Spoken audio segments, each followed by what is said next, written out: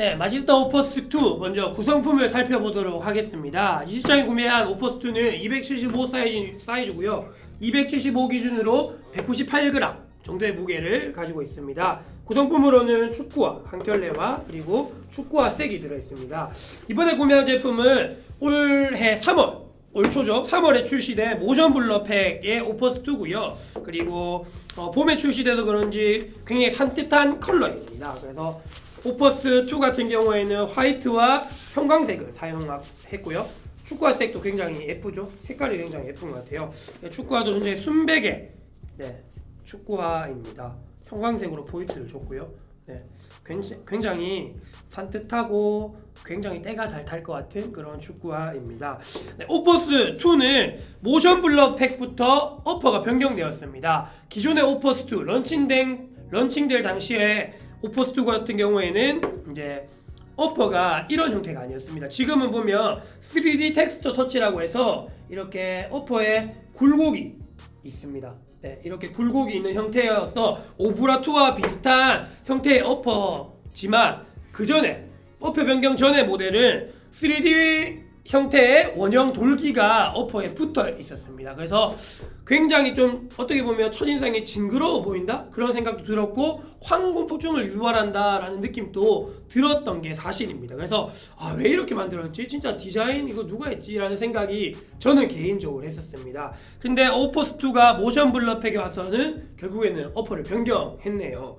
이 3D 텍스트 터치 같은 경우에는 컨트롤과 터치 그리고 패스에 좀 더 용이할 수 있도록 어퍼에 굴곡을 준 건데요. 자세히 보시면 이제 뭐라고 하죠? 이 어퍼 아웃사이드와 인사이드 이 바깥쪽 인아웃사이드에 3D 텍스트 터치가 좀 더 굴곡이 있습니다. 좀 더 입체적이에요. 그리고 앞쪽을 보시면 조금 더 연하죠.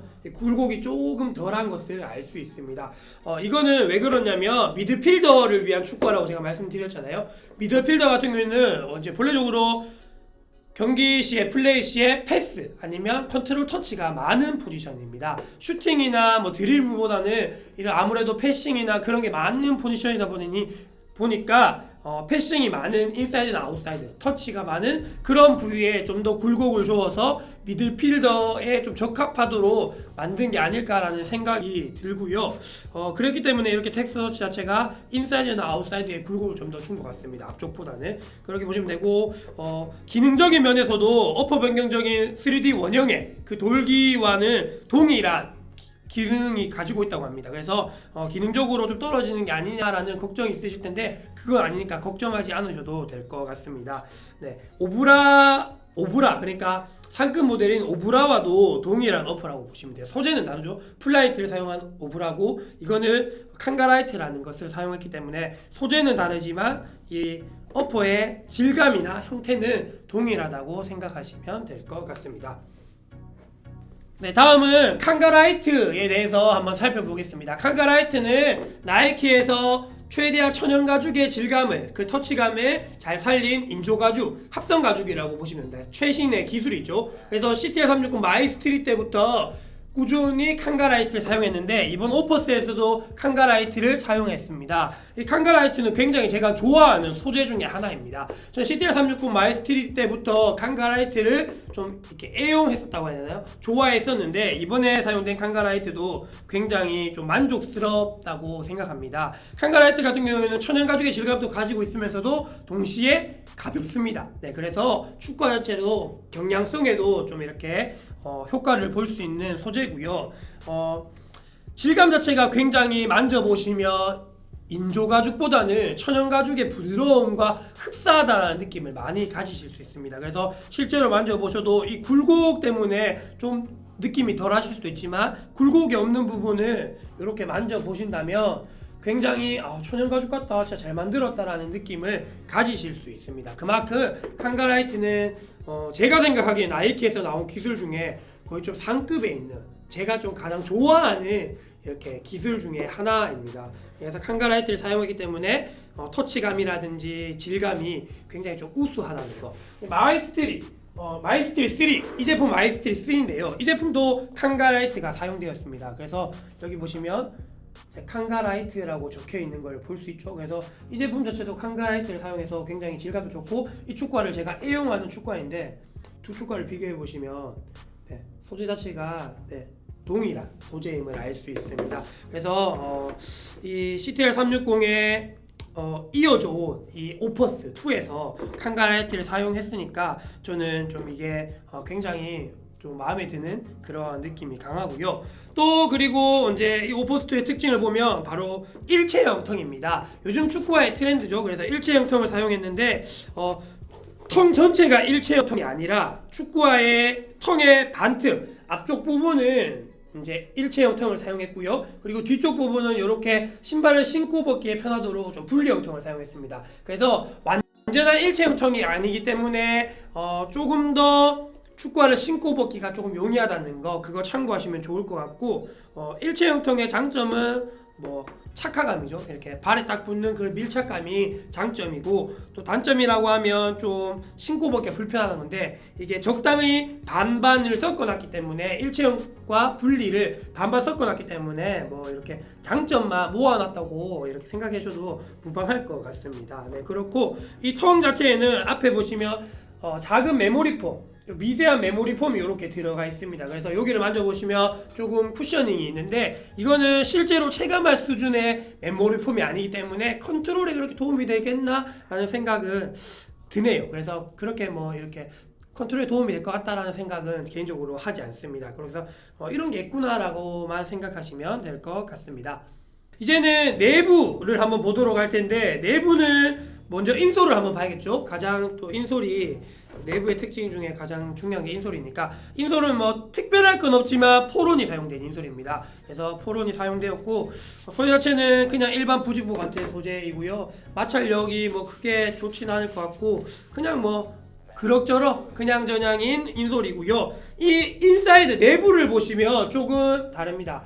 뭐라고 해야 되죠? 약간 사포 같은 느낌의 이렇게 입체적인 코팅이 되어 있습니다. 그래서 돌기 정도까지는 아니지만 이 밑그림을 최소화할 수 있는, 마찰력을 극대화할 수 있는 이 형태의 스티커라고 해야 되냐? 3D 이런 코팅이 앞쪽 부분과 이 뒤쪽 부분에 이렇게 적용되었습니다. 실제로 만져보셔도 좀 약간 거칠거칠한 느낌? 그래서 발의 미끌림을, 인솔이 미끌리는 걸 좀 방지해 줄 수 있는 그러한 효과를 볼 수 있을 것 같고요. 그리고 앞쪽, 이 어퍼 앞쪽 부분 내부를 보시면 좀 약간 메쉬 소재를 사용했습니다. 그래서 통풍과 통기성에 조금 용이하도록 메쉬 소재를 사용한 것을 알 수 있고요. 그리고 뒤꿈치 같은 경우에는 스웨이드를 사용했기 때문에 여기 이 부분, 제가 지금 가리키는 부분, 이 부분, 이 뒤꿈치 부분만 스웨이드를 사용했습니다. 그리고 옆부분은 그냥 인조 가죽이고요. 이 뒷부분만 스웨이드를 사용했는데, 이거는 뒤꿈치의 들썩임을 좀 최소화할 수 있는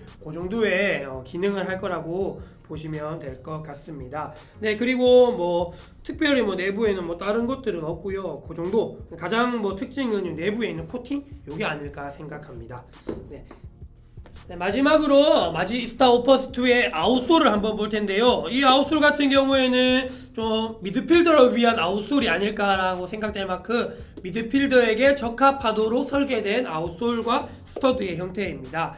굉장히 가볍고 유연한 편입니다. 이렇게 잘 접히죠. 그래서 유연한 편이고 가볍기 때문에 이 축구화의 무게 전체적으로 경량화에 도움을 주는 아웃솔인 것 같습니다. 스터드는 보면 전체적으로 반원 형태의 스터드입니다. 그래서 형태를 보시면 원형도 아니고 블레이드도 아닌 반원 형태. 근데 이 반원형의 스터드가 전체적으로 이 반원이 앞쪽을 향해 있습니다. 그것은 가속에 도움을 줄 수 있도록, 그리고 방향전환과 이런 급격한 방향전환에 도움을 줄 수 있는 설계라고 보시면 되고요. 그리고 특징이 앞쪽에 보시면 이렇게 원형 블레이드 스터드가 되어 있는데, 이거는 CTR 360 마이스트리 때도 중간에 원형으로 이런 스터드가, 원형 블레이드 스터드가 있었잖아요. 그것처럼 미드필더는 급격한 방향전환이 많은 포지션입니다. 그래서 급격한 턴이나 방향전환으로 패스를 뿌려줄 수 있는 그러한 특징이 많은 포지션이기 때문에 이 원형 스터드를 배치해서 급격한 방향전환에 좀 더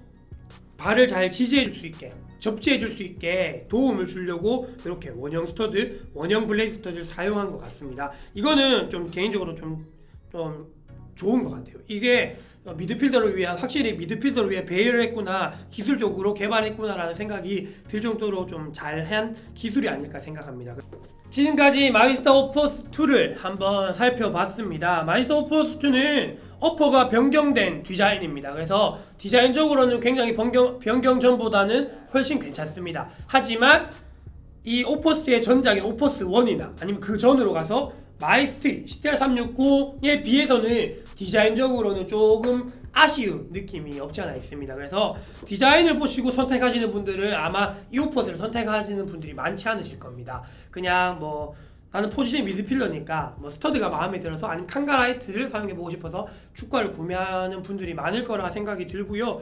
디자인적으로는 점수를 크게 주고 싶진 않지만 일단은 가볍다. 축구화가 275 기준으로 198g으로 굉장히 가벼운 점이 또 있고요. 그리고 나이키의 기술인 칸가라이트, 천연가죽 같은 인조가죽이 칸가라이트를 사용했다. 그리고 스터드의 배열이 굉장히 마음에 든다. 요 정도가 오퍼스2의 장점이라고 생각이 되고요. 그리고 요즘 같은 경우에는 컨트롤과 터치에 도움을 줄 만한 기능들이 타 브랜드 축구화도 굉장히 많고 나이키에서도 많이 나와 있습니다.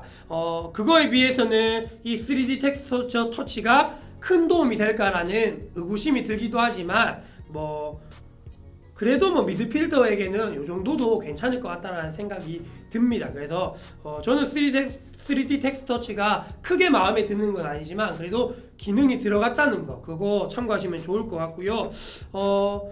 전체적으로 오퍼스2는 제가 그렇게 막 애정하는 축구화는 아닌 것 같습니다. 오히려 그 전작이 훨씬 더 제가 또 마음에 드는 것 같고요. 그래서 크게 좀 감흥이 없는 축구화이긴 하지만 그래도 미드필더 포지션을 보시는 분들이라면 한 번쯤은 신어보실 만한 축구화라는 거 참고하시면 좋을 것 같습니다. 네, 마이스터 오퍼스 2에 관해서 궁금하신 점 있다면 그리고 질문하실 거 있으시면 댓글로 문의 주시고요. 그리고 페이북 페이지로 메시지로 이렇게 문의 주시면 제가 친절하게 답변해 드리도록 하겠습니다.